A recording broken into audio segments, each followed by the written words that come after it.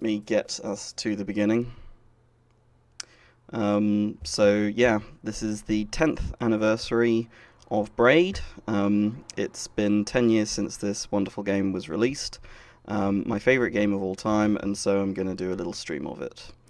And there's a message that I would like to get across with this. For me, Braid, there's a particular reason that Braid is a wonderful game. Like, yeah, it's nice. It sort of comes into focus here, and um, yeah, I've done a little bit in advance so that we have all of the worlds available to us. Going to start with this very good level. Um, yeah, I'm assuming pretty much since you're watching this stream that you have actually played Braid yourself. Um, and what is it that I want to get across? Well, a lot of people. Oh, yeah, here we go. A lot of people like Braid for a lot of reasons, which is fine. There's a particular reason that I like it, though. And, well, a reason that I think that it is one of the most important games of all time. Just to show you, like, to get onto this, like, this particular part here has a zigzagging effect. John Blow has talked about this, and you're sort of meant to be, there's misdirection in this level. You're meant to be sort of led up here, and obviously everybody makes this mistake thinking you can get up to this thing. Um, but it's impossible to get up that ladder. That ladder is totally a tease. You've actually got to go up here, having realised that it's impossible for you to go up that ladder. The thing that makes Braid important is expression, in my opinion. Braid expresses things to you incredibly well.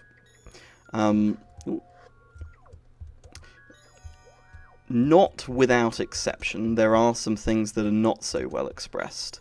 But it expresses things better than any other game that came before it, at least so far as I can tell. I mean, arguably Portal, but the point of Braid is that so many puzzle games were made previously with the intention of what? With various intentions. I mean, Grim Fandango is sort of a puzzle game. Obviously, it's an adventure game, but it's full of puzzles. Intelligent Qube was a good puzzle game that was made with a different set of intentions. Yeah, can I do that? Nope. Screw you. Okay. Yes. The thing going on with Braid is that every puzzle expresses something different to you, and that's so important. And the I need to get my key. The expression is the point. The point is not to be hard. The point is to be interesting and to have the player experience the various things that happen in the levels. If you were to ask, so the classic puzzles in video games prior to the release of Braid and also Portal, it's important. Portal is important for this reason as well. Yeah. Portal is important for this reason as well. That it's not so hard, that every puzzle expresses something different to you. But Braid, more than Portal and more than these other games, sort of said that the engine is an interesting thing. I mean, I think that Braid was started with the... Braid began development as like, okay, this is going to be a puzzle game with cool time rewinding mechanics, and that might be sort of cool. And John Blow did the thing that many puzzle game designers prior to 2007, 2008 did, which was to sit down and start designing puzzles and try to design them in such a... I've just realised that I'm looking at the Twitch stream instead of the actual stream window, but, well, I guess that just tells you that it's got not very much latency, so that's nice. Anyway, yeah, this is one of the hardest puzzles in this game. Just to stay here, there's an unpleasant interaction between puzzle design and platformer design in this particular part. You've got to realise that you can particularly do this. And that's a pretty reasonable puzzle. This realization that there's something interesting going on where if you kill this guy while moving backwards, while moving to the left in this set of worlds, then in this world, you get this. You're able to bounce on him twice. Yeah, that is a perfectly reasonable puzzle. The possibly unpleasant thing is that it's happening while it's integrated into this other larger puzzle in this particular room, where you've got to realise that you need to kill them in a specific order, which is fine.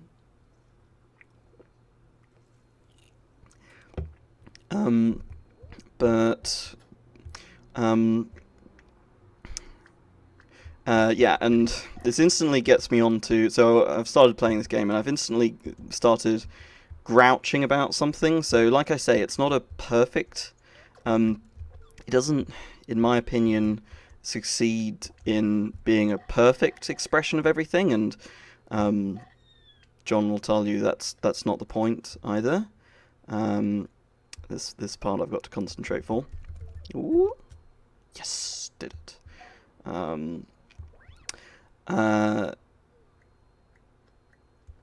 Yeah, there are various things, in particular, coming up. The somewhat famous damn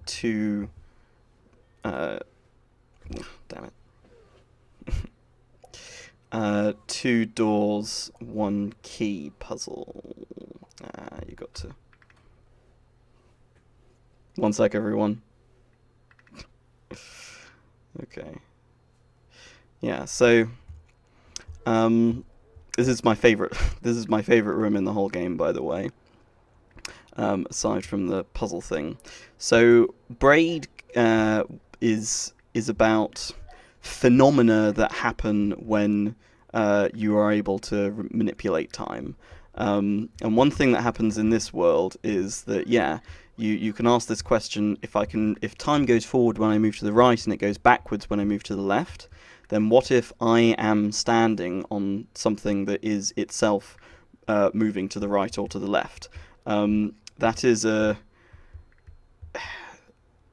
it's a question which, when you enter this level, you probably haven't asked yourself before, but Braid sort of has to answer it,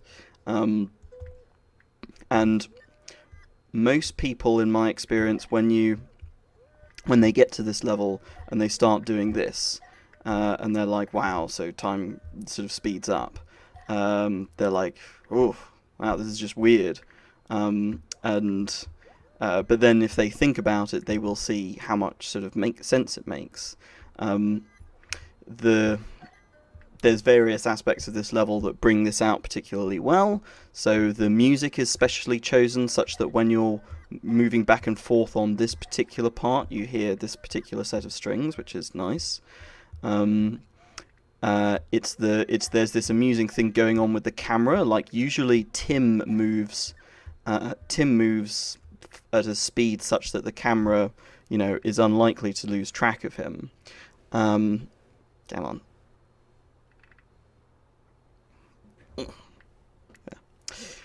Tim moves at a speed such that the camera is unlikely to lose track of him, but it does in this one part. I think uniquely. I could be wrong about that. I don't know. So, and there's actually inside of the engine. What happens is that you get moved forward. This is a nightmare. Maybe I'll just dispense with it. Screw it. Okay, I guess you can't see the bottom left corner, and I need to turn off my chroma key. Which means going and doing this. So, yeah. Yeah. Camera catches up with you, which really emphasizes the weirdness of what's going on here. Oh yeah, I need to get the key.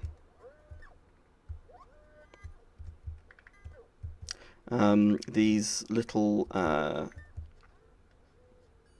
yeah, that's nice as well. You're going down this slope, and that causes time to slow, and you get to hear the pickup sound effect in this nice little ching sort of way. That's quite subtle and quite cool, I think. Yeah. So pick up the key. Oh yeah. Oh no. Oh yeah, this can be fun. Okay, got it. Let's go up here. Yeah, so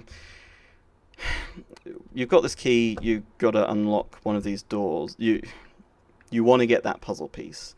The thing that lots of people go through, this should be considered a very controversial part of Braid. The logic is that you can only unlock a door. Am I going to do? Yeah, let's do this. So I'm gonna do my best. This door can be unlocked from the right. And what I'm looking for is the moment where the key breaks. Yes, there you go. So lots of people think that you can't unlock this door at all, but there you go, I just unlocked it. The unfortunate thing that happens is that yeah, most people they do what I just did. They move to the left, and then they unlock the door as I just did. There's that moment where the key breaks, and in that instant, so to speak, the door is unlocked, well, in that frame, but they continue moving to the left, and because they move to the left, the reason that you can't open the door is because you rewind the unlocking of the door, and from there, like, now the door is locked again. It's unfortunate that it works out this way. Let's at least get this part. Now that needs to be talked about it on its own. And so now I have to totally like just go and restart this level, and like if you are a person who's just started, who's playing this game for the first time, that can feel extremely illogical.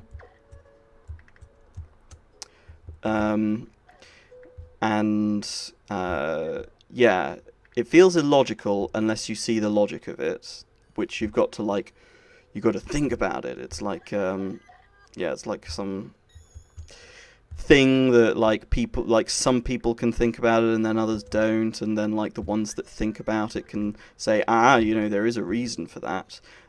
John Blow has a very high oh yeah, now this is a good thing that can happen as well. So now I'm here and I want to get this key, but like, okay, so I'm going to try and get this key, everyone, alright? But yeah, it kills me. So I rewind and I'm like, okay, come on, can't be that hard. But no, it's super annoying. The one place where I'd like to pick up this key is the place where, and I miss it if I jump over. The one place I can pick up this key is the place where I can't go. It is the place occupied by this plant. This is like a little momentary puzzle. Like, it's got a simple solution, which is you just walk in this direction and then you walk again, and because the key has been clipping against that door, its position, so to speak, has changed. Or like some kind of like meta position. That, like, this is the cool thing that happens in a well-designed puzzle game. You have some subtle scenario, and it would take a while to really explain it. I'm just going to assume that you guys all know what's clever about what happened there. It's again unfortunate how only some people will experience, I say it again, I think this is the first time I've mentioned it, only some people will experience that situation, that quite interesting situation, but, you know, it's okay for not everybody to experience everything. In my head, when I was thinking about this, when I was thinking about this level in retrospect, I was like, Shouldn't it be the case that if you've got a cloud, if you've got a platform that's moving in the opposite direction to you, then when you're standing on it and you take a step forward, it should be somehow impossible because the platform that you're standing on is trying to take you backward. But no, like part of the message of this particular this very easy puzzle, it's a super easy puzzle that we've got here. But this thing moves, this cloud moves extremely fast, like just one little motion and it's already moved all the way across the screen. So it's moving very, very fast. But in fact, and sort of as I view it, the purpose of this cloud is to, one thing about it moving super fast is the fact that, part of it is the funny fact that you can like miss that it's there. Like you can just like be walking, you can like be staring at that gap this gap. Oh, come on. You can be like staring at this gap, and sometimes people will be like, "There's nothing there. There's nothing there at all." I got lucky because I just happened to be, I checked down here first and I noticed that cloud going past. But some people, the cloud goes past and they don't see it. Oh yeah, this is a controversial level. Like, I think that this level is fine. I think it's super interesting and very reasonable. And the fact that the Goomba causes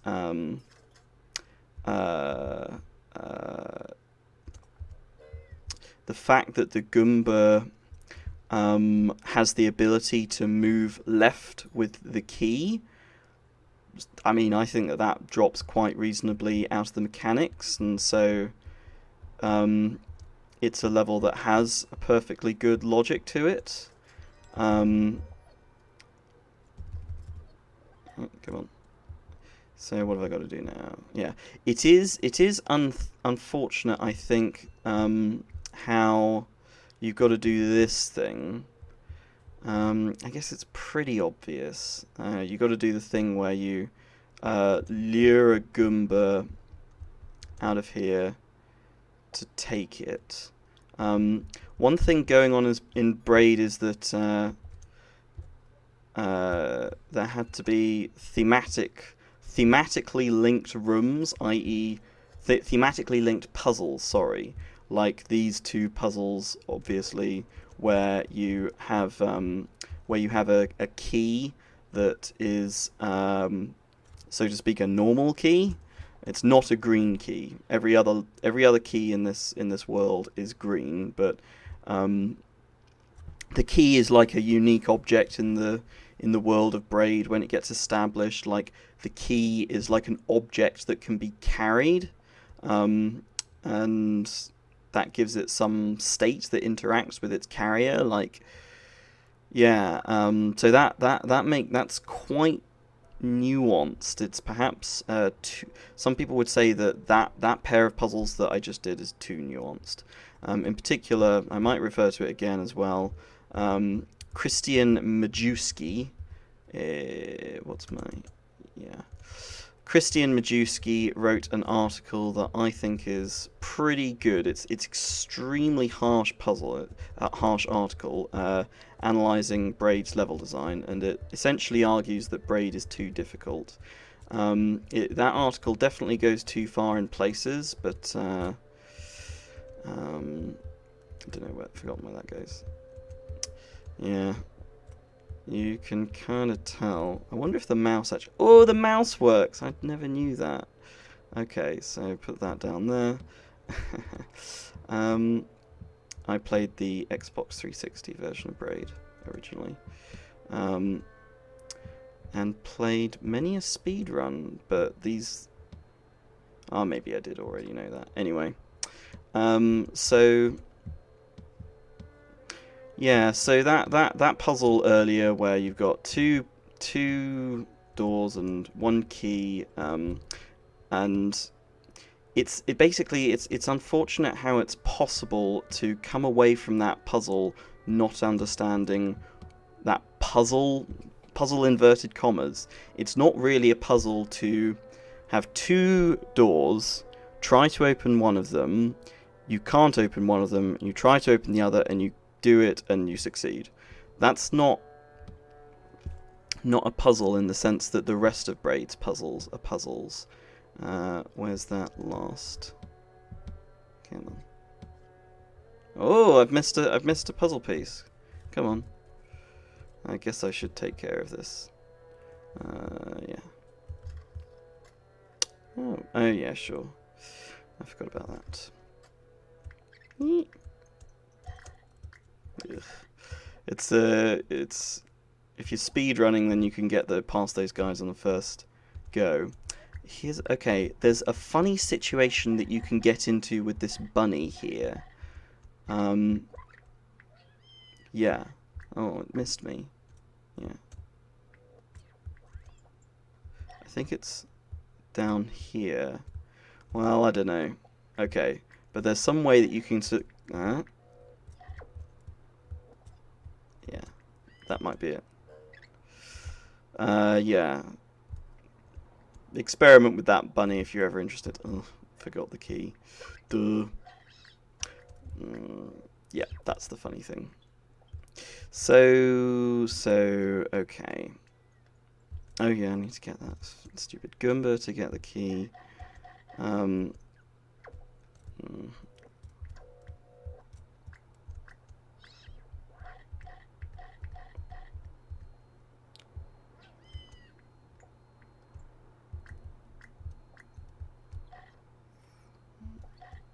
Yeah, this is a mini puzzle here. You can't get the Goomba, you can't walk up this ladder and then go over here. You've got to recognize that the Goomba's position is linked to your own, but only your horizontal position.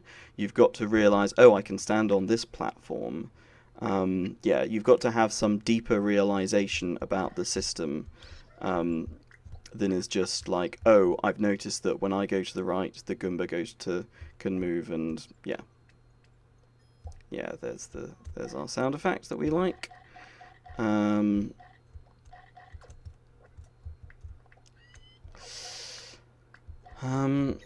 So yeah.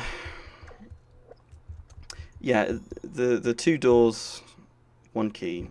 Just to finally say it is maybe a bit is unfair. And part of that is apparently due to the, well, is part of the theme of the universe being indifferent to your suffering. Some people have said. Like, okay, and there's a, yeah.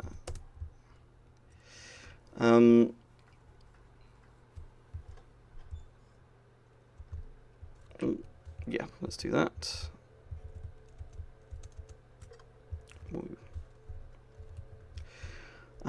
Let's go back and do the first world because I need to relax. Oh, the puzzle. The books people talk about a lot. They talk about them too much, I'd say.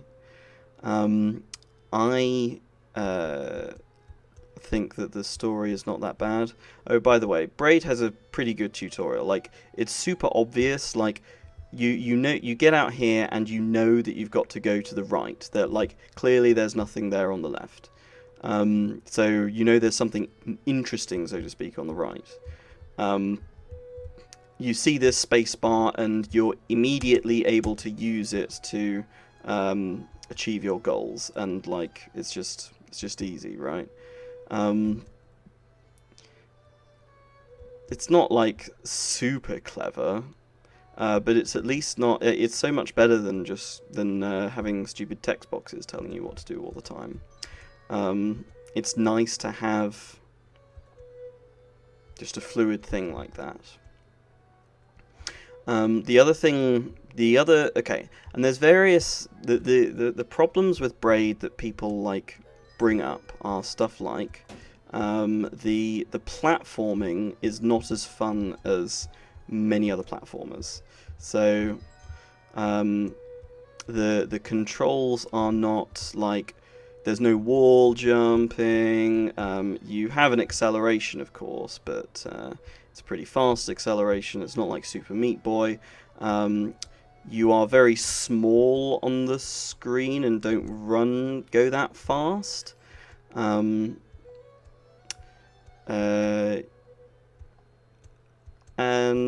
like as a result of that, people who have not done... Oh, I didn't need that, Goomba. People who have not done many puzzles before. Oh yeah, I need to go ahead. This is a polarizing part of Braid as well, and John Blower said he's kind of regretful about it. The fact that you've got to go to later puzzles in order to complete the puzzle there. It's really, yeah, it's a very subtle thing going on there, and it's yeah, and it's a conflict. Like, you do want to communicate to the player that they can come back to things, but lots of people get stuck at that one part because they objectively can't progress, and it's arguably like it is a cheap form of cheap difficulty to make it so that you've got to go and do something. You've got to go and come back, and there's nothing in the puzzle indicating that you've got to do that. This puzzle, what's happening here is funny. Recall that we're at the beginning of the game, right? So the set of platforms here in this situation that I'm in right now does not look that cleverly set up, but it is, because this is a kind of hard jump to make. It's not that hard, but if you're just getting used to the mechanics, then it's a bit hard. So that's a hard jump to make, and so you're likely to miss it. And so you're like, ah, shit, I need to go around here and do this ladder thing, and then you jump, and then you miss it again. You're like, oh no, and you got to walk around.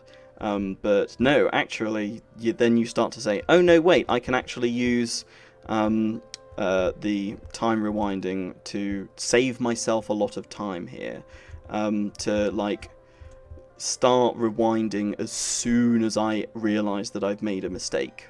And I'd say the kind of interesting thing that's going on there is that is the place where Braid is most like a normal. That's the place where Braid is most like a non-puzzle game. What I mean by that is that Super Meat Boy has various time-saving things that you can do along when you're doing a level, but you're not necessarily going to realize them.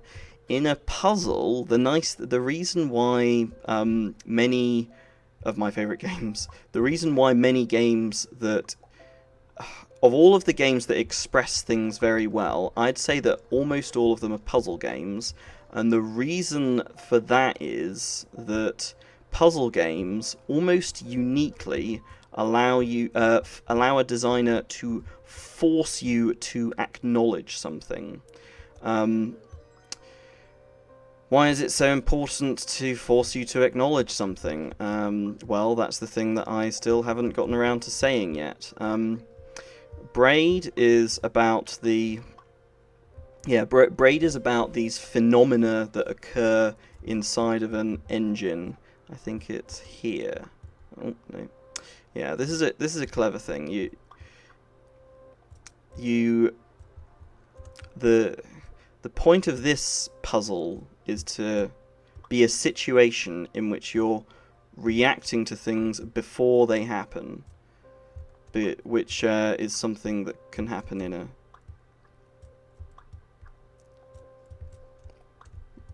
Damn it.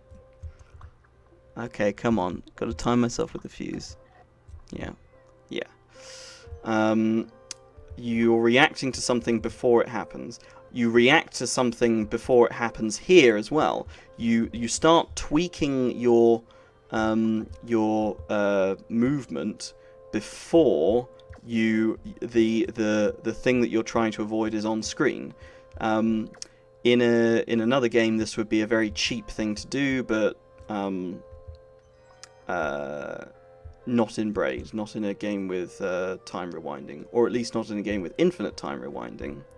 One criticism of Braid that gets made a lot is like, oh, people think it's so original, but it's not really very original. Come on. Because like Prince of Persia did time rewinding first. Actually, Prince of Persia did not do time rewinding first. I don't know what the first game that did time rewinding was, but there is a game called Cat Trap, or equivalently Pitman, from 1985 or 1991, depending on which version you're interested in.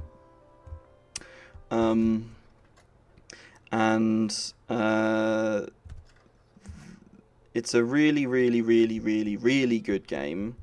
I should have gone in through the other entrance. Whatever. It's an extremely good game, better than Prince of Persia, and it has unlimited time rewinding, so, you know. Okay.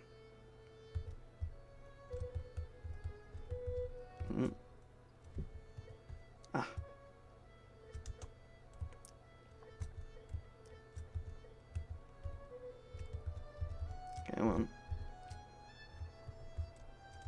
Yeah.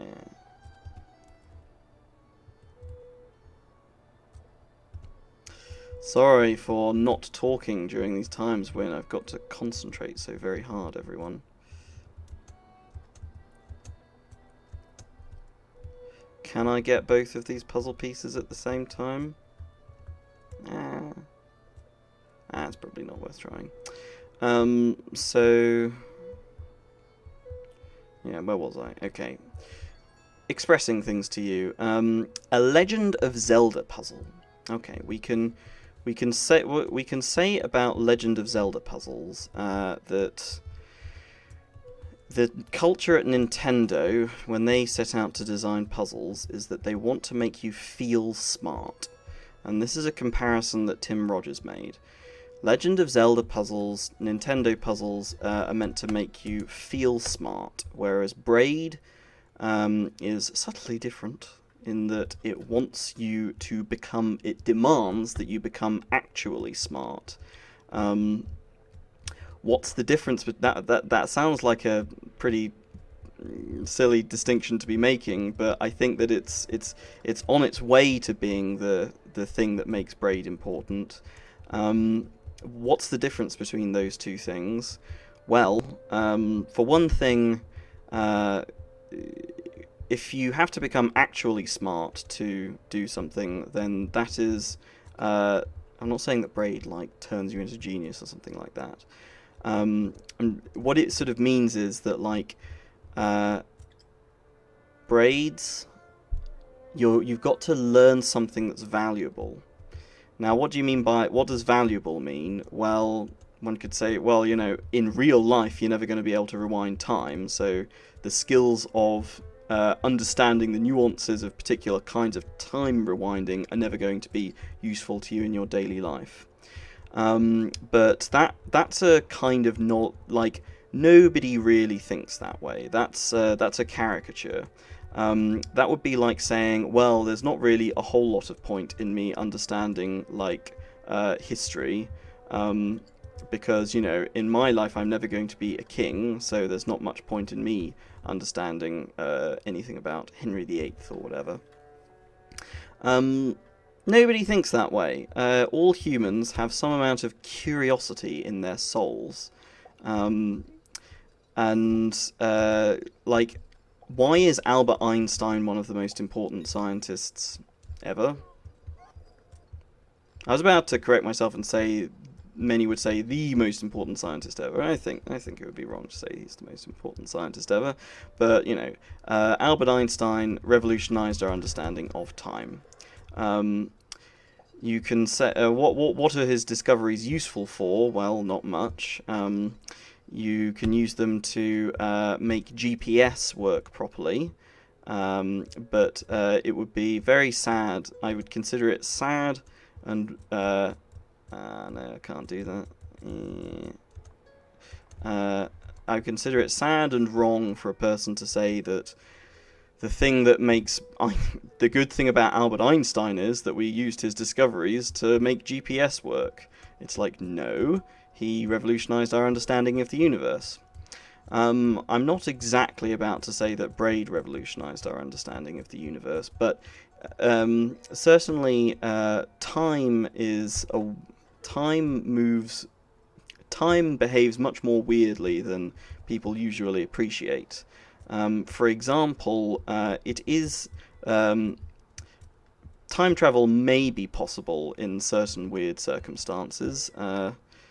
That was one of the things. My favorite philosopher and mathematician Kurt Gödel gave a mathematical proof to Einstein that this was the case, that general relativity permitted time travel in some sense. And what was it? I've got it. Yeah. And that made Albert Einstein super sad. Is it here and then go? That made Albert Einstein super sad. He was like, oh gosh, wow, I mean, that's so weird that it sort of makes me think that general relativity might be wrong. And previously he had been sort of saying that he had expressed a really large deal of confidence in general relativity. Anyway, that's a digression. That's a huge digression. Braid is full of insight into, let's say, into various situations,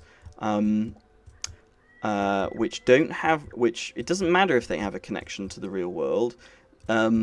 They have a connection to your intuitions. We have these intuitions about how time works. They're wrong. They are wrong. And for Braid to play with them in the way that it does is a huge achievement.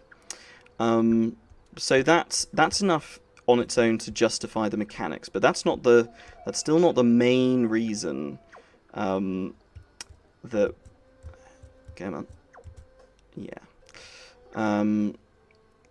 That's the mechanics. The stuff about time is enough to should be enough to tell you that Braid's mechanics are interesting. They are more interesting than the mechanics of random stealth game or whatever. It's Braid's level design that is important, because Braid's level design... have I said it yet? Oh, balls. Oh, I'm screwed. Come on, come on. Ah, oh, you're killing me. Braid's level design treats the mechanics as an interesting thing in and of themselves, and expresses the content of those mechanics to you.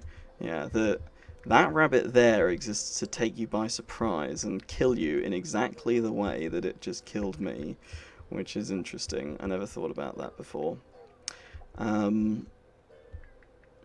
This is a polarizing level as well, because, or at least it's one of the ones that Christian Majewski complains about, because this is a level where you can be forced to hard reset a level, so to speak. You have to leave through that door and come back again, as I just did.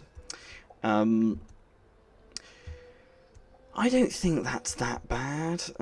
Christian Majewski will tell you that it's a sort of betrayal of this promise that Braid makes to the player, like, oh, Braid is about time rewinding, and so you'll never have to do a hard reset. I don't think that's so bad, because a hard reset is another funny thing that goes on with time, and is a part of the game's mechanics, and so... it's part of the game, and so it's reasonable to build a puzzle about it. What is unfortunate about this level is how hard it is to notice what's happening here. It seems to me, I don't know, but I feel like that, if this block going up could have been thicker, it could have saved a lot of people a lot of time with this puzzle, because a lot of people get really stuck there. Yet again, there's a funny situation that can happen with this a set of rabbits here. If you don't do what I'm doing right now and dispatching that one, you can end up in a situation where there's a rabbit up here and you can't get out, which means that you have to go to you have to exit the current world. I never thought about it, but that might be linked to the fact that this is the irreversible level. That's an even more drastic than the hard reset, you might say, to have to exit the current world in order to get yourself out of a sticky situation. Okay, this is a part I really like. We've got here a puzzle piece that's super hard, super easy to get. It's so easy to get this one. So I just opened a green door with a non-green key, and in order to get, I might be kind of flummoxed by this, but all I do is press my rewind time button, and my wish is granted. My key is healed, so to speak. And you get a puzzle piece, so you're sort of rewarded for solving this almost non-puzzle, you might say. I invented a specific word for it that I put into a article. You can go on TV Tropes and read about the anti-piece, which is what that is. That is an anti-piece for this. Yeah, maybe I shouldn't say more about that then. Look it up. Look it up. Various people have seen that. Yeah, and this is a nice puzzle as well. It's a bit harsh that if I touch that key, I'm sort of screwed. But it's definitely going to be the case that in order to complete this level, I'm going to have to understand the situation that I'm in. Okay, why do I say that Braid is a highly expressive puzzle game? It's because one thing that happened during its development, John Blow started designing puzzles in the way that most people do, which is... I once talked to a guy who did not have experience designing video games, and he was like, "Oh yeah, I've got this great idea for like a puzzle game. Like it's integrated with the music, and like when you play when you solve the puzzle, like a certain string of things will like cause a wonderful melody to be played." And I was like, well, gosh, good luck with that. That'll be quite hard. I mean, like, how are you going to do that? And he's like, well, I'll just set up the right melody, and then I'll just put in a load of red herrings, which is an unfortunate thing to hear him say. Come on. Come here. Can I do the speedrunny thing of getting it to... I got 2. I've never managed to get 3, I don't think. 3 horns off him. So there are puzzle designers out there that actually purposefully put red herrings in. And they think that that's the way to make their levels sort of fun to play or interesting to play.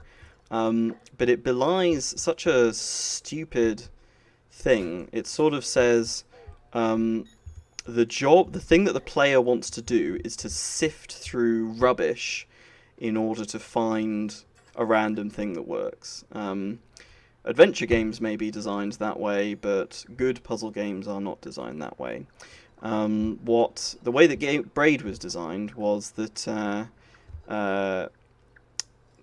I like to liken it to an Albert Einstein quote, which sounds very highfalutin, but it is applicable. So the phrase is in a theory of the universe thing, or of how something works, Things should be as simple as possible, but no simpler.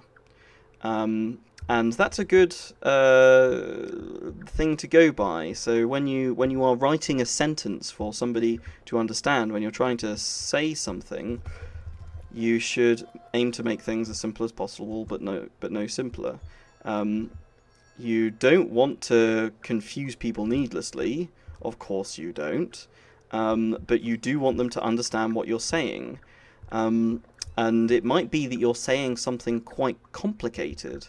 And you don't want to dumb down your language to the point where your meaning can be missed because you weren't really, you weren't using the appropriate words.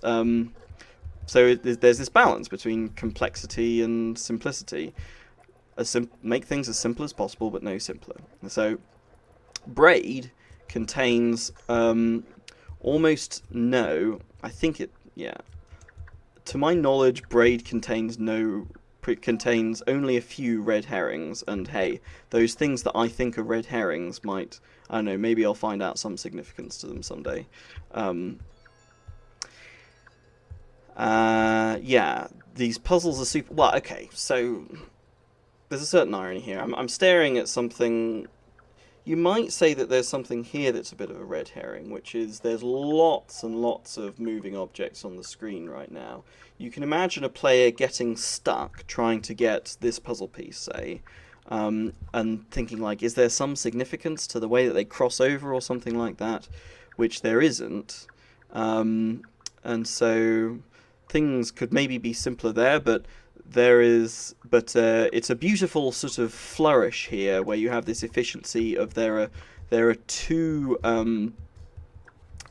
climbing frame things here, and the cannons are being used to make obstacles on both. That's kind of satisfying in some aesthetic level designy kind of way. Give me 1 second. I'm just going to go to this and then Braid. Okay. Yeah, what next? Let's do a puzzle. Ooh, should I give myself the star? I mean, why not? It's so rare that I get an opportunity to see this star gotten. Might as well get one of the stars, and this is a sort of an easy one to get, right? Okay, I think it's here. When you go through this process of trying to make things... No, it's nowhere near where I thought it was. When you go through the process of trying to make things as simple as possible, but no simpler. Oh yeah, and this is yet another controversial puzzle here. It's possible to be in a situation where you've got to restart the entire game in order to get this star. So this is definitely...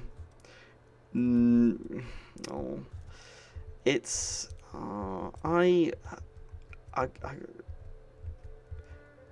I still think that that's interesting. I still think that it's interesting to have something that you got to restart the game to get, because that's yet another kind of yeah, there we go.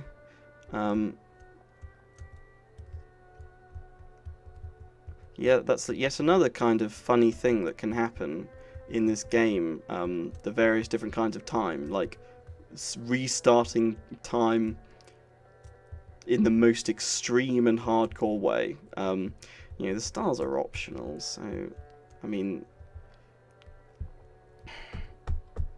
if you know how to get that star, then you don't have to actually play the game in order to get it. If you know how to get it, then no, I got to admit it. It's a bad puzzle.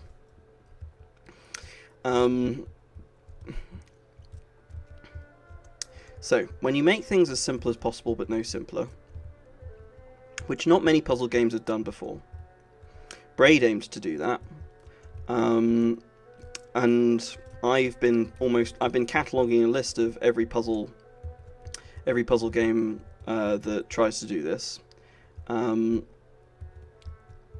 Well, every puzzle game, the best ones that try to do this.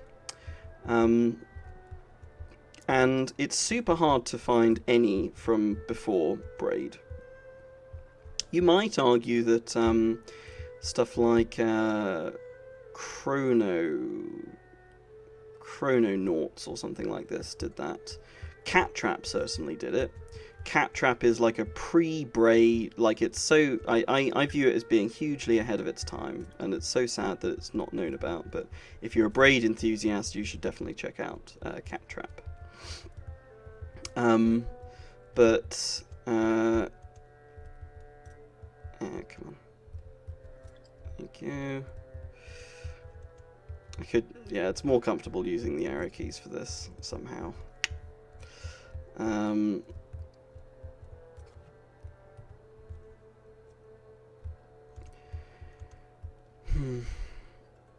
Portal came out 1 year before Braid, and it, as I've said, does similar things. It does this simple as possible but no simpler thing. And that's an interesting consequence. What happened with Portal is it's interesting how it happened, but I feel like Braid is okay. I think that Braid is more important because it's sort of, quite simply, it's more deliberate.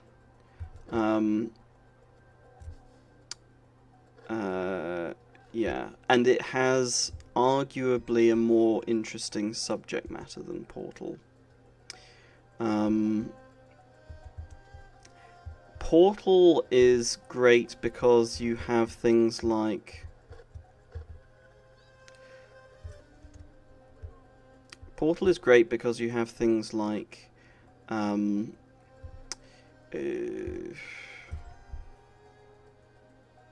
you have a lot more scaffolding than Braid, and the scaffolding is more inventive than in Braid. And there are bits of Braid that could have used more scaffolding.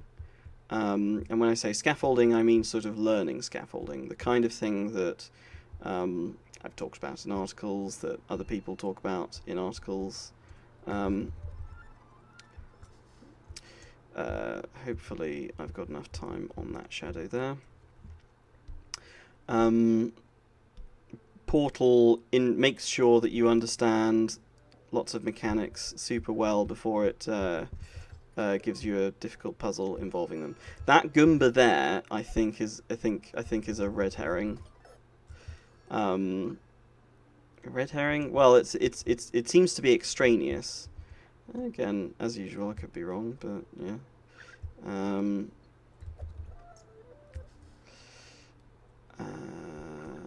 Yeah, it's an extraneous detail. One of the few that I know of that I can see. Why is this door all the way over here? I guess, yeah, why is this platform here?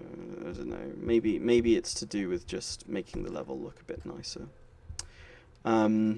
That aesthetics is a thing that drives the level design of many games. Essentially, level designers don't think very much about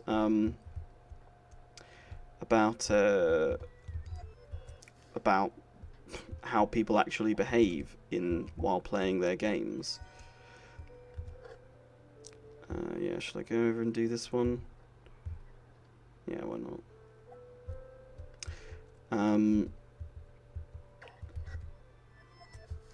Level designers don't think about how people behave when playing their games.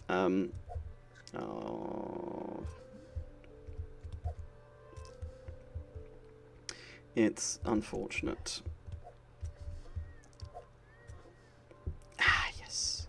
That puzzle is also, I hate it, because I love all of the puzzles that I'm not saying I hate this puzzle.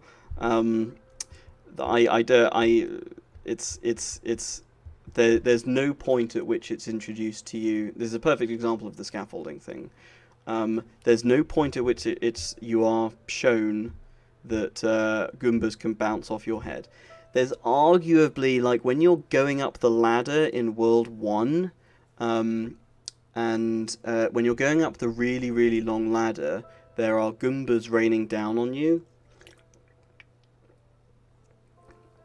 And it's possible for you to... And they will hit you on the head.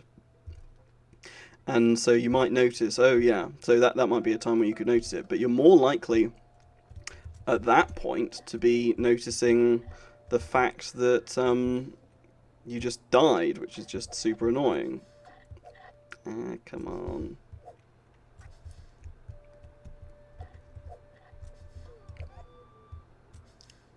Okay. Yeah, man. The star in this level is very fun to get. Very fun indeed.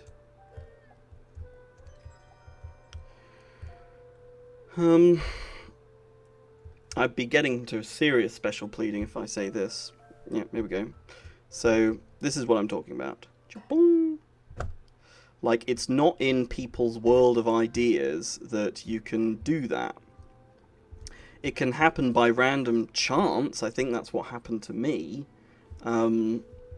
But that's not a great way for things to happen. And, like, there's so much room. Like, if only there had been, like, some sort of thing that sort of led you to stand here or something like that. That might be... and then you could see that it bounced off your head. That might have sort of saved it. But, yeah, it's... That one took me ages. And it's not necessarily a good thing when a puzzle takes you a long time. It seems to me like that if we take this idea of the puzzle is an end unto itself, if we're being really serious about it, what is it that I've got to do here?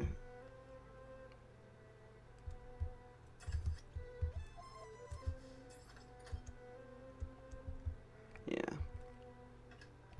That's a very, like, these, you could argue that these are pretty good scaffolding. They're sort of racking up the complexity of actions that you are doing in collaboration with your shadow self. I mean, obviously. You can think about Braid's mechanics as being separated out into the individual objects, and one interesting set of things is the fact that the rabbits uniquely have behavior, the plants are uniquely symmetrical in time, the Goombas are uniquely very determinist, and as I said, the keys are uniquely sort of can be carried. I guess you could say that they're not completely unique in that respect because the ring can be carried. I guess it can be carried in a different way. The one important term here is orthogonal unit design. Come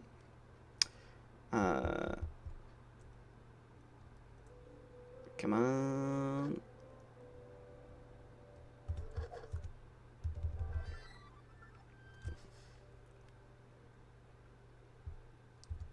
Yeah, this should work.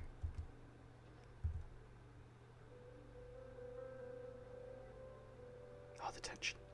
Oh! You're killing me. Okay, let's start from here. Can we go to this thing?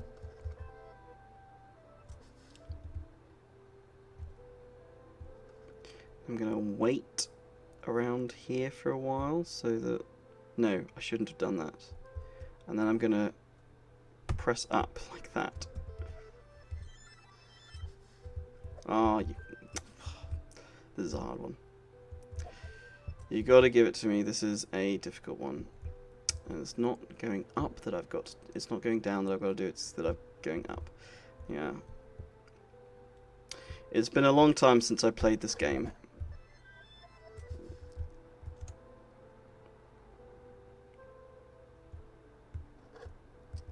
Yeah, it is funny how you can pull a switch that you're not at. It's like... Oh, no, no, no, no, no.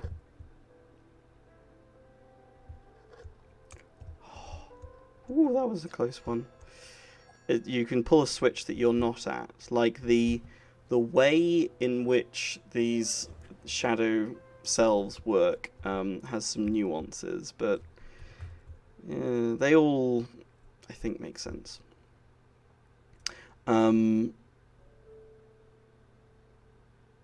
There's not.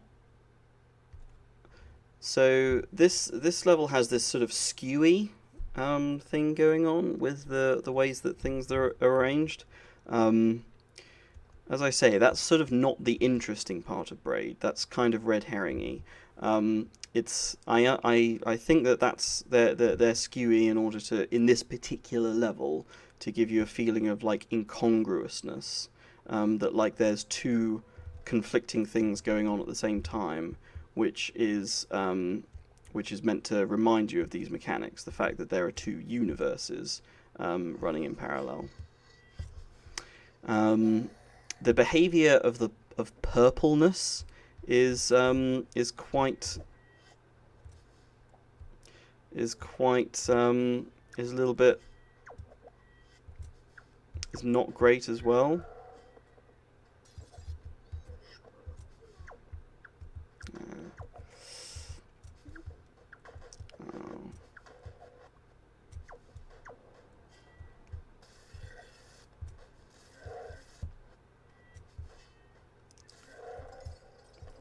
Yeah, I'm just going to try and get him with this one.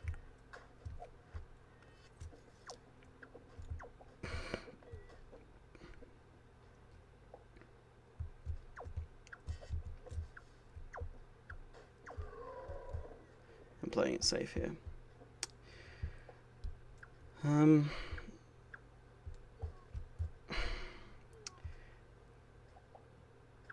Obviously, Braid is not the first game to sort of claim that it's got interesting, to sort of try to have interesting mechanics. Like, all games, in some sense, try to have interesting mechanics.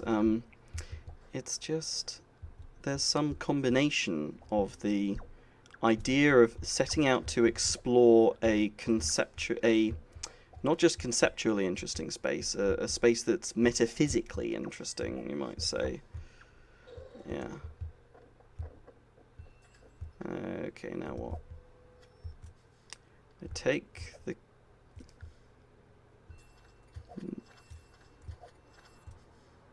Okay, thank goodness. I thought that would be an interesting situation. I'd have the key, but it would be of very little help to me because...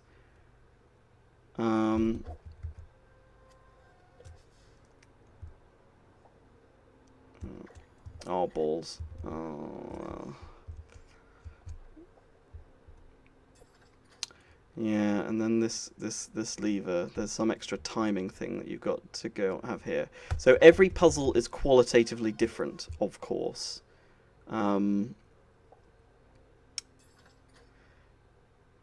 There's things going on with timing, or, well, no, not just things going on with timing. There's all of these subtle differences that makes them into puzzles, obviously. Oh, this is a fun level.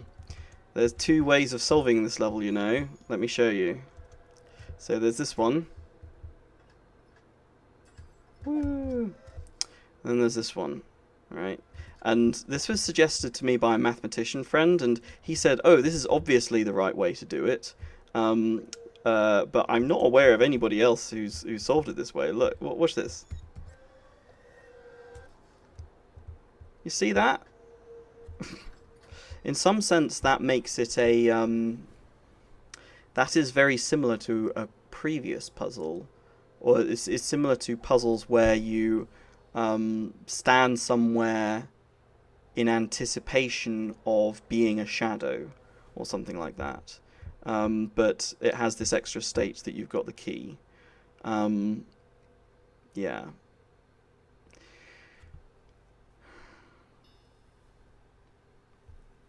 Yeah. Maybe I should start talking about the story. A lot of people dislike Braid because of the story. They're like, oh, it's pretentious, and it's sort of it feeds into their expectations about Jonathan Blow, because like people read like single tweets that he does, and they're like, oh, he's a dick, and it's like, you want to get over yourself if that's the you. Braid is a more important game than for you to be saying stuff like that, and you're cleverer than that. Whoever you are who is saying this, I've seen many people say it. Lots of people just reckon, oh, the story is bad. I am definitely an apologist for the story. I'm not saying that the story is. I think the story is good. I know that makes me unpopular. I can understand why you think it's bad.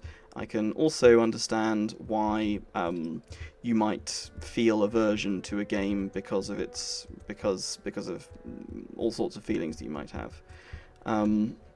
And I can even understand, like, oh, it just looks like it's not really clever. It's just it's just rehashing the Prince of Persia thing.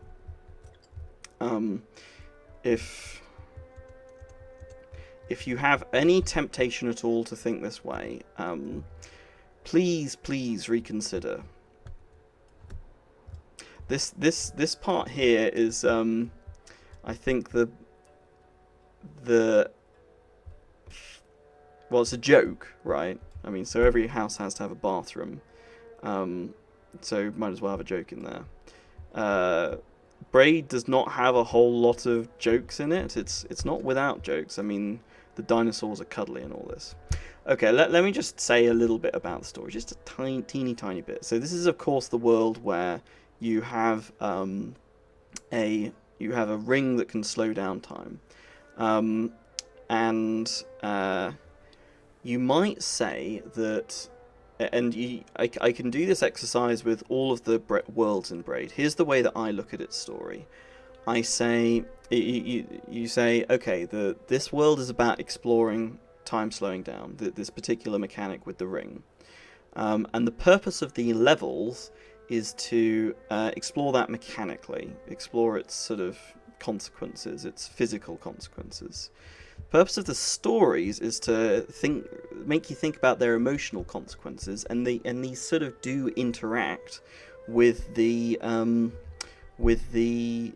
puzzles. So, okay, perhaps in a perfect world, the ring would be a symbol of happiness. It's a sign of ceaseless devotion. Even if he will never find the princess, he will always be trying. He still will wear the ring, and all over the place in Braid's, like. In these stories, in their word choice, you find references to time. So like ceaseless and always, like will and blah blah blah. Ceaseless devotion. And there's something about, like, this is gonna sound weird, but like.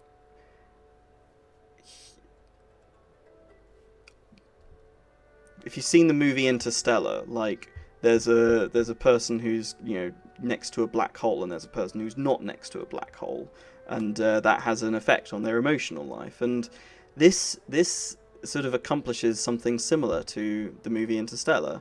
I mean, lots of people hate Interstellar, of course, but like, yeah. In some sense, it accomplishes it just as well as Interstellar, and a little bit faster as well. Let's look at one of the other books. The ring makes its presence known. It shines out to others like a beacon of warning. It makes people slow to approach. Suspicion, distrust. Interactions are torpedoed before Tim can open his mouth, which gets you thinking about this reacting to things before they happen thing. Interactions torpedoed before Tim can open his mouth. Like, that's a situation that sort of reminds you of specific things that can happen in the engine of the game.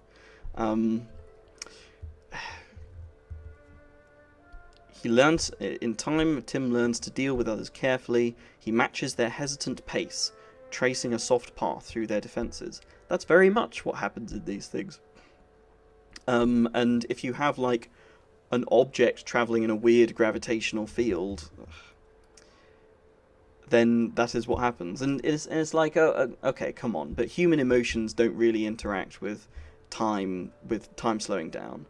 Well, human, to our knowledge, nobody has ever actually been anywhere near a black hole, as we are about to be. But okay.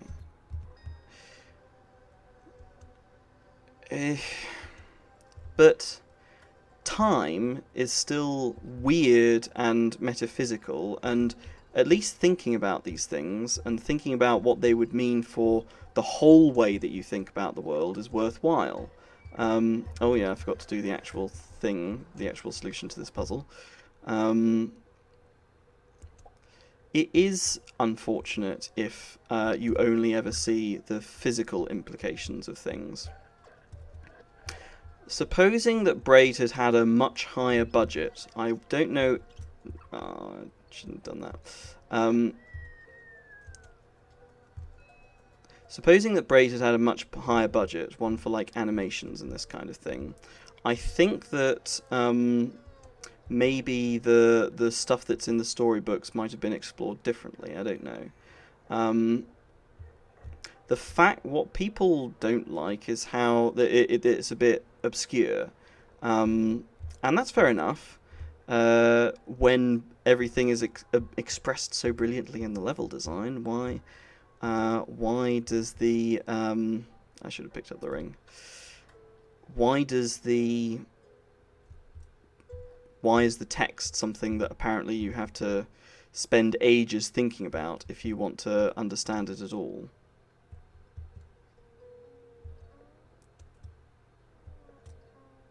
I think I've done this in a very inefficient way, but whatever.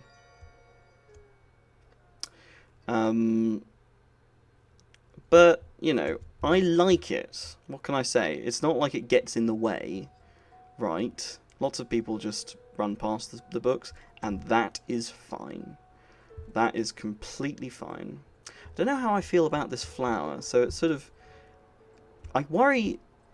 Yeah, okay, I think I had the experience of like seeing this flower and thinking like, oh, I guess I just need to put the ring there after a lot of experimentation, and I did. And you get to see the interesting result of putting the ring there, which is that, you are slowed down, but the cloud is not. That's the interesting thing going on here. Let's talk about this for a second. So, not so much the flower. The flower, I sort of worry about it as like a giveaway to the puzzle, but I worry about it that way. But the empirical evidence I've collected from seeing people play this level is that is wrong. That actually, people often ignore the flower. It's certainly not the case that the puzzle is often given away by the flower. The other thing that I want to talk, aside from the flower, the other thing I want to talk about this level though is very, very simple in a way. There's so few like moving elements. Okay, you've got this ladder so that you can get up there. You've got the cannon. It's just a single cannon, a single short fuse, and then that's it. And wow, it makes sense that this is a very early level, and it's just about this quite simple thing going on. What you have to realize in order to solve this level is that you want to be slowed down, while the cannon and the clouds are able to continue doing their thing. That is the core of this puzzle, and that's so simple. I like this puzzle, and that's so simple that you could almost ask, does this have to be a game? Why would you ask that? Well, you can ask that for all of these things, like, why does Braid have to be a game? One boring answer is like, because John Blow was a person with experience in the games industry, so he decided to make a video game. But it's like, no, like, this is, I think, an important way of looking at games. Like, whenever a game is made, there is someone is making a choice you could have made an animation, or you could have made something else, but you made a game. If you note that if you were to make an animation, then there are things that you could have done better than in a game, because you would have been able to render it offline. And for that reason, I'm like, you know, say Azura's Wrath, if anybody played this game. I've forgotten how to do this puzzle. I think it's...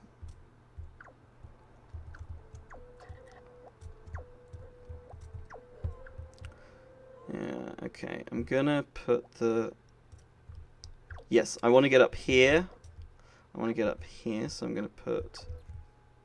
No, I'm gonna have myself here, so I get a nice good stream of Goombas, and then I'm gonna bounce off their heads to get up onto the left platform and then go up onto the right.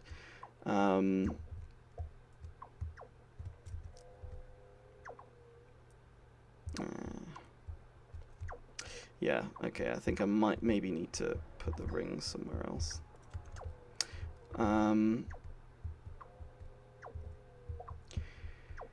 Where was I? Yeah, you make a choice whenever you make a thing in a certain medium.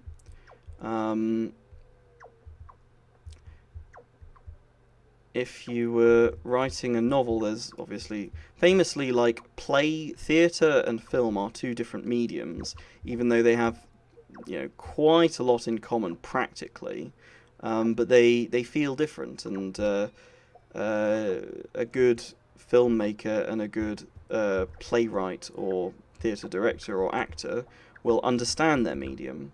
In the case of a super simple puzzle, a puzzle so simple that I could, like, what am I trying to do here? I think it's just simple as that. You can imagine, okay, Martin Gardner. If you're not familiar with Martin Gardner, then you ought to be. Martin Gardner, he was just a journalist? No, he used to write a column called Mathematical Games. Is it? Well, it was something like that.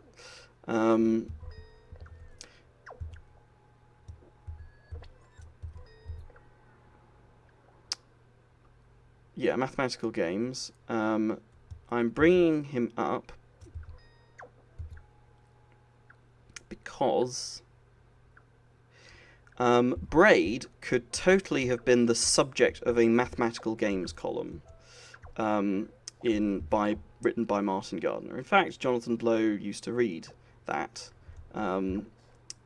is my understanding. Used to read Mathematical Games. What Martin Gardner did was he'd choose, like, something like Sudoku, or like the Rubik's Cube, or like Cat's Cradle, and he'd write about its sort of mathematical properties. He'd try to do a sort of exhaustive thing about all the various things that can happen in this system. Or exhaustive? No, it wouldn't be exhaustive. He had never claimed that it was exhaustive, but he wouldn't say that it's exhaustive, but he would, you know, do his best. And he'd edit it, and he'd talk about the interesting things that happened when considering, yeah, again, Sudoku or whatever else.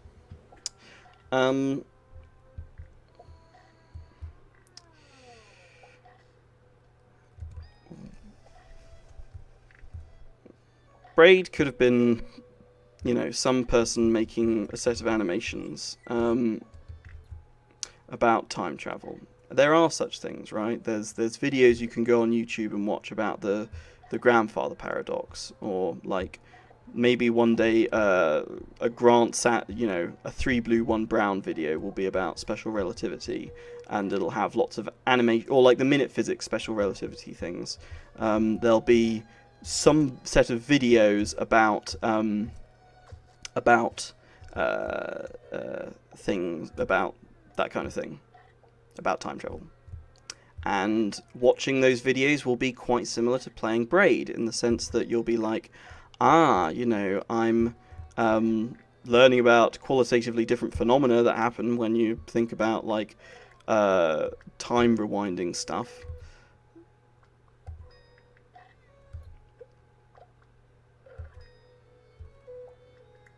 I know that there's a...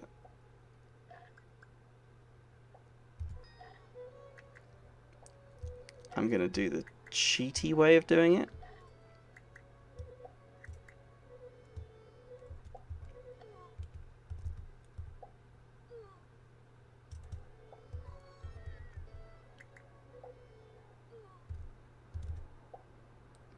Yeah, this should allow me to... Yes. So this is an interesting one. Not everybody knows that... Oh, they're getting killed at the end there. That should work. Not everybody knows that you can pause time as well in Braid. And that allows you to get a nice stream of Goombas here.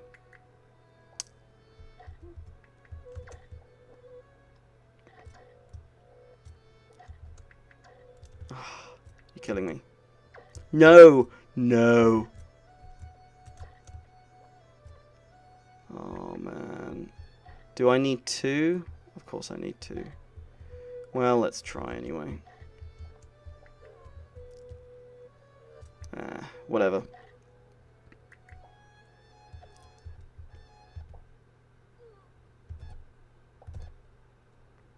That should be okay.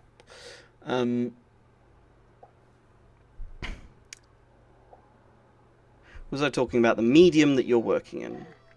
So...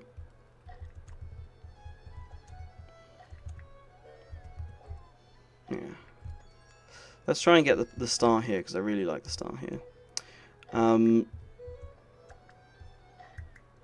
really like this world in general. I find it much more fun than the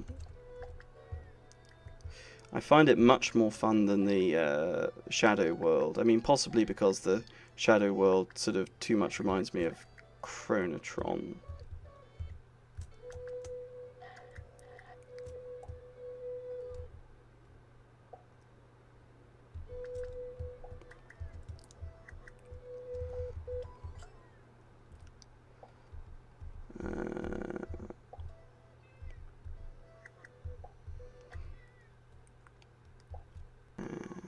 What is it that I've got to do?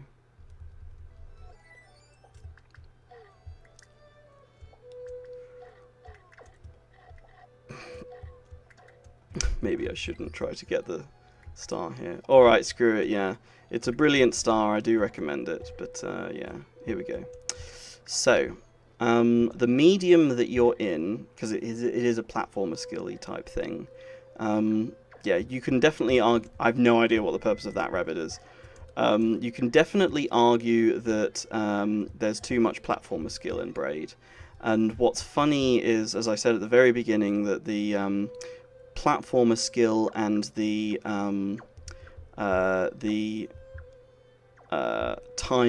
puzzliness really do interact with one another, especially in that part there. Like, there are sort of ways that you can maybe be completely strategic about it, but realistically nobody uses those ways. Nobody uses those ways? Beg your pardon. I mean, people are unlikely to use those ways. I don't think that John Blow views people in this sort of probabilistic way that many game designers, including myself, do. I think he has a particular way of playing things that he expects people to use, that he expects people to go for.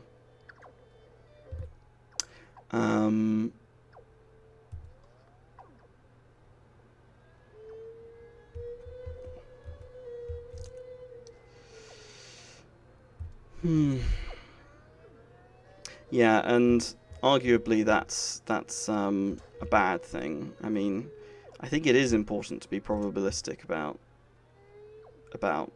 people. Probabilistic is when you just sort of say, okay, the player has this probability of doing this and that probability of doing that, which is to say that if I have 100 players, then this percentage of them will do this and that percentage of them will do that, and I want to kind of try to aim for pleasing as many of them as possible in some, you know, utilitarian calculus type kind of way. That's the way that I would try to do things ideally. And I think that's a good way to go. Let's get you, and I think we'll put you here.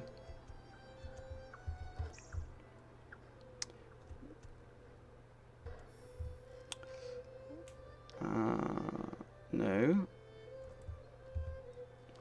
No, that doesn't work. It does not work at all. Oh, yeah.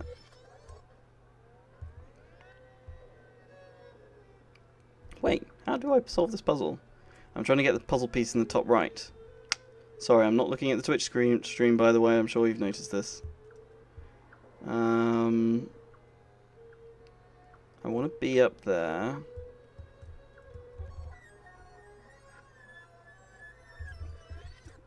Oh no, let me try and get the other one first. I mean, you know, I've got the ring up there, so I might as well.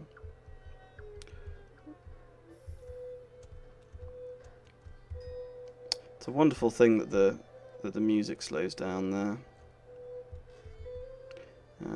I think it's that. Yes, I think I know what to do. Go up here and yeah. Really have to use your brain for these. It's nice how in this world there's no worry. It's kind of like World 1. It's like kind of like World 1 in the sense that. Oh come on.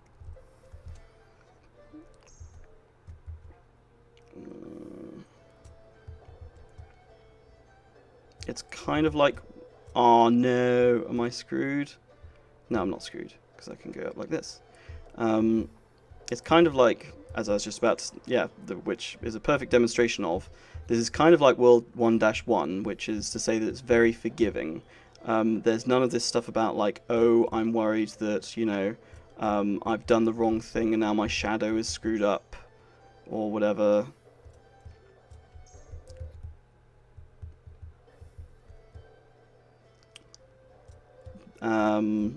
Or the green things are screwed up.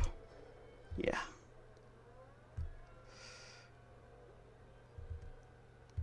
Yes, and I don't think I want to get to the star in this one. I think it's pretty simple. I just have to do. Just gonna go over here.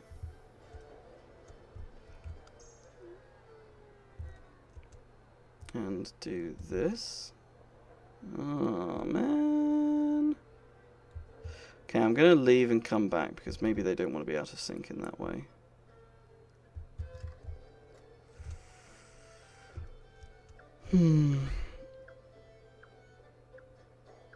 Okay. Let's do this.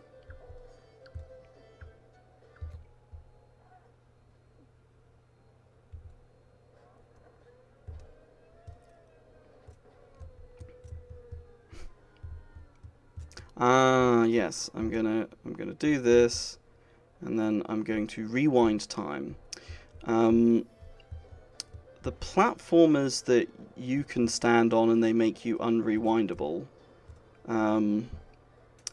are, you know, they get used in this sort of epilogue, and they're quite interesting to think about, although not that interesting. It really gets into like subtleties of state or something like this, and that's not so fun to me. That's quite similar to sort of Steven's sausage roll or something like this. I don't think I have much to back up that comparison, but yeah, that's just how I feel about that. One wonderful thing that happens in Braid is that you get all of these cool things, and because there's no sort of tutorial about them, none of them get a name. and consequently you get to name everything yourself. This is something that Tim Rogers pointed out, and I find that so sort of valuable. Like, Braid is full of these sophisticated objects, so like the purpleness, the greenness, the green platforms, the ring, the shadows, the greenness in the context of the forwards backwards world. It's all terribly clever. I did the wrong thing. I shouldn't have gone up here. It's all terribly clever, and you have these sophisticated objects that you're dealing with. And that was a completely pointless waste of time as well, me just rewinding there. And you grow your understanding of them in this completely non-verbal way. Oh, no, I've done the wrong thing again. The idea is to just put this down, wait for some time so that it's not too difficult for me.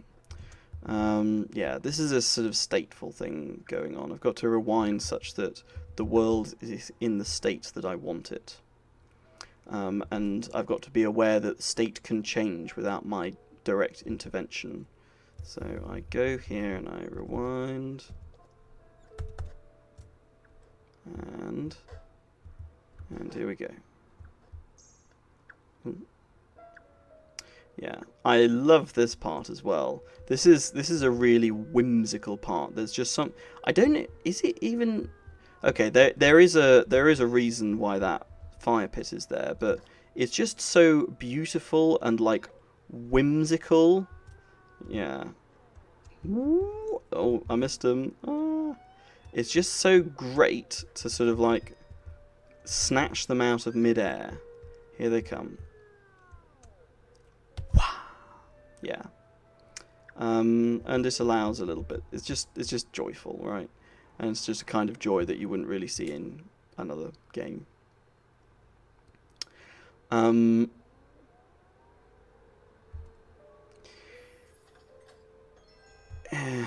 I think I had completed the last thought that I was on. Well, yeah, nothing is named, and it's just you.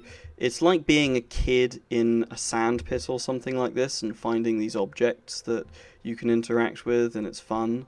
And you do that, and nobody's telling you how to think about them. You learn exactly your own ways of thinking about them. Okay. Oh, the paintings are nice as well. The paintings are sort of, well, they're very beautiful. Obviously, that's upside down, and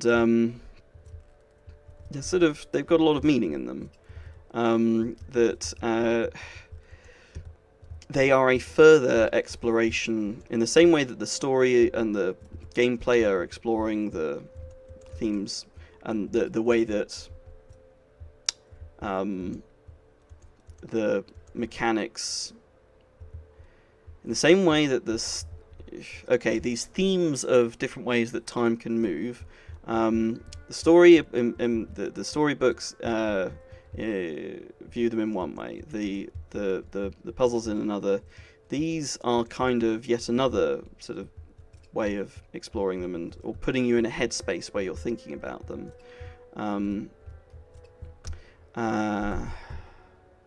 You can see sort of Tim in the people around him appear to be under the influence of something that he's not under the influence of, and he's thrown his wedding ring into the trash, and like that's kind of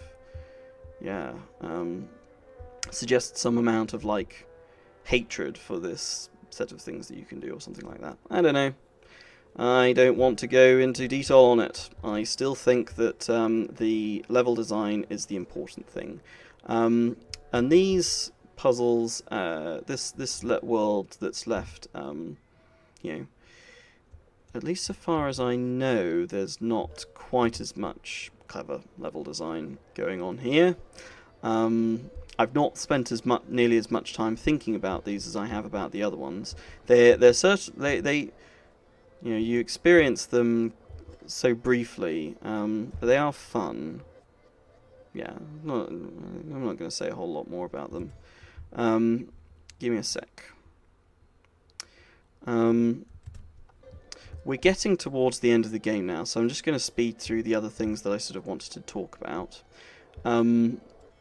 There's this exercise that you can go through with a game, which is ask what it would be like if it was just mechanics and level design.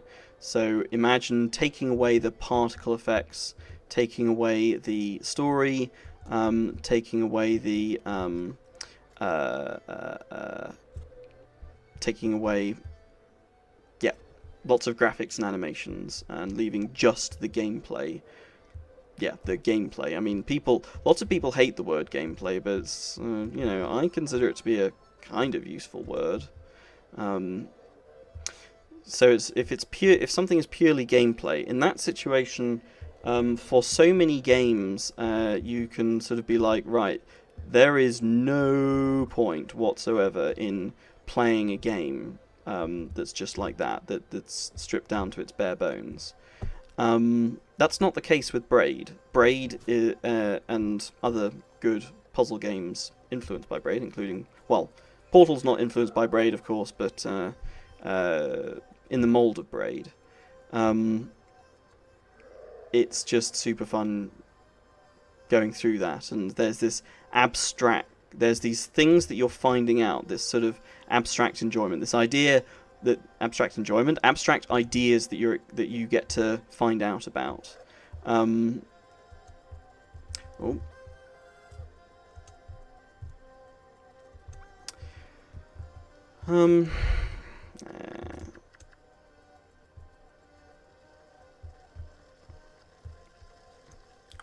There's something it's like mathematics, right? Mathematicians, for a mathematician, an interesting curve can be all you need. An interesting way of moving or something like this.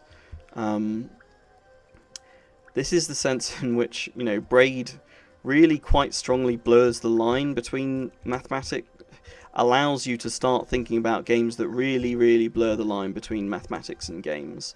And when I say mathematics, I don't mean like multiplying and adding and long division or whatever. I mean like proper mathematics, which if you don't know, is where you see the you start with simple rules and you see what simple rules. You start with rules and you see how what those rules give rise to. I mean that is a description of Braid. Certainly, at least how it was made. In mathematics we call them axioms. In video game design we call them game mechanics. Actually, it's a little bit cleverer than that. In Braid, it's not the game mechanics as such that are being combined. It is ideas that are then put into game mechanics. So if you think about those clouds that speed you up. Those had to be programmed specifically, and so if Jonathan Blow took the tack of like, oh, I'm just going to set up these mechanics and then see what happens, then he probably would have, in the mechanic creating phase, he would have forgotten about this cloud situation, and so there might be a bug or something when you hit a moving cloud in World 4. So really, he was more sort of programming, and the axioms were more concepts that he was exploring.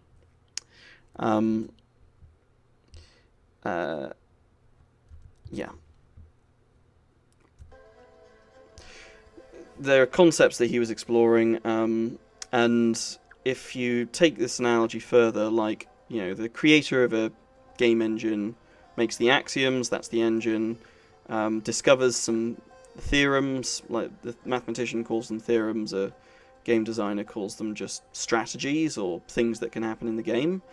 Then Braid, like I say, it's about the level design. It's about the fact that every puzzle is arranged specifically to bring out a particular phenomenon, and they're arranged very cleverly to do that.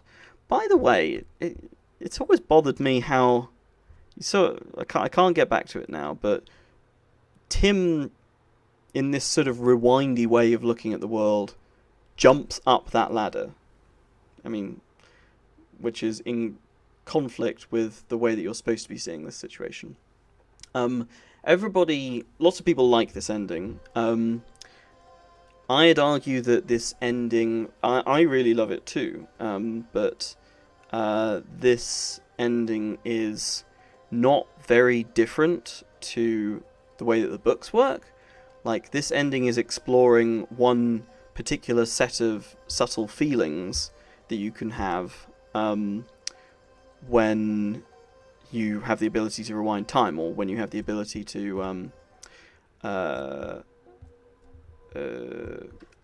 be confused about what direction time is flowing in. There's this sort of emotional situation you can be led into. Yeah, let's try and do these puzzles. I'm not interested in the... Yeah, so this epilogue does feel like an epilogue. It feels like an afterthought to me.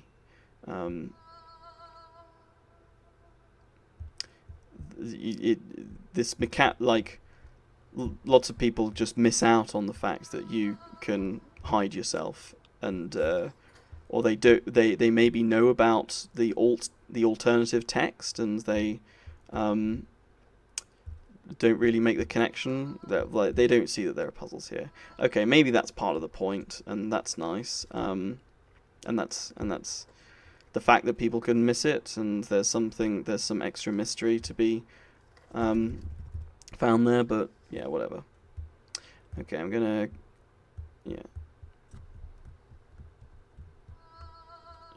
just to show that I can complete these puzzles, I guess. I once did a thing where I couldn't work out how to... I mean, it's pretty obvious in retrospect, but I couldn't work out how to hide myself here. I thought that down here was the only way of getting the alt text, and so I did a thing where I rewound as fast as I could, and then I screen capped just before it faded out there. So yeah, I don't know whether that's a canonical solution to the puzzle. No, so I'm going to stand here. And then I'm going to go and touch myself on here. We're listening. I think I just closed the book there, and there you are.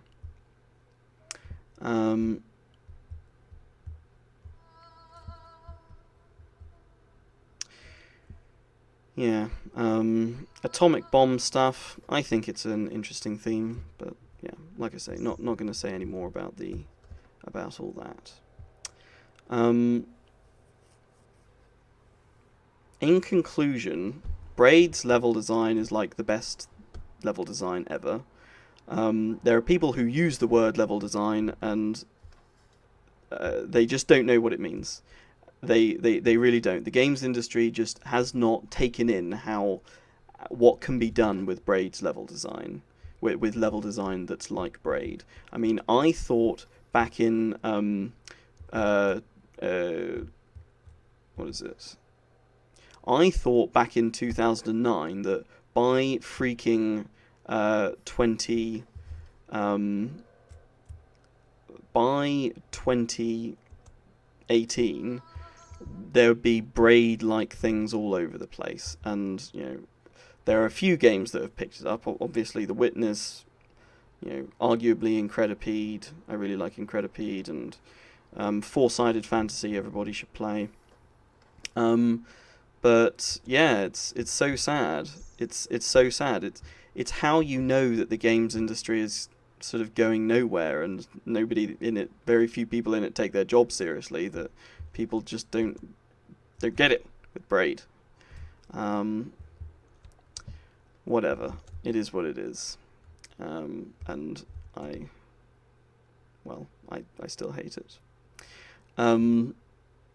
Braid is also extremely important to play if you're interested in education. Like, educational things can be framed this way. Like, I'm making a thing right now about geometric optics, and I'm trying to adopt Braid-like principles in the puzzle design of that.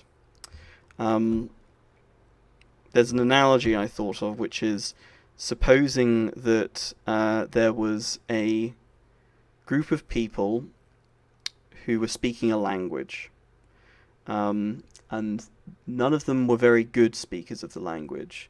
They mostly spoke in English, but sometimes they had to use this language, and they were so bad at using it that everything they said in the language was gibberish. And then there was this other group of people elsewhere who, if only they could speak this language, then they'd be able to change the world for the better. And supposing somebody came along and wrote a really well-written book in this language, and then it was appreciated a bit, but mostly ignored. The people who were speaking the language continued to speak gibberish. They didn't learn the lessons from this book. And all of the people who could have changed the world if they had read this book and come to understand the language, not a single one of them read the book. And that is literally the situation that we've got right now. So there is a language of video game design, to say it in this highfalutin way. There is a language of video game design. Braid didn't perfect it, but it showed... but forget about perfection. It used it extremely well, and it used it in a very conscious way to do beautiful, beautiful things, and it could save the world. If scientists learned how to use the language of Braid, and they used it to show people climate change and help them understand economics, help them understand dynamical systems or stuff, and let them... It could change the world, and nobody gets it. And I genuinely believe this, and I'm sort of dedicating my career to making it so that this is a little bit better appreciated. And I think that's all I have to say there. Except one last thing. You can think of it as being about software. Oh yeah, I got one little star. You can think of it as being about software, and I'll make a bet. Think of it this way: very few games get remembered after a few years. At the time, a game like BioShock or a game like Halo 1 or MDK can feel important, but they weren't. But they weren't, and we forget them quite easily. Braid will still continue to be important and will be remembered, not just 20 years from now, not just 100 years from now, but maybe 1,000 years from now, or 10,000 years from now. Braid is a seminal moment for humans communicating with one another. From the invention of the computer and people starting to do more and more sophisticated things with it, if you were to start to say, if you wanted to say, here's a point where we learned how to say things in beautiful ways, using a computer, using software, like what is beautiful software if not a video game? Braid would be that moment. Braid Portal, yeah. And that's about everything that I have to say.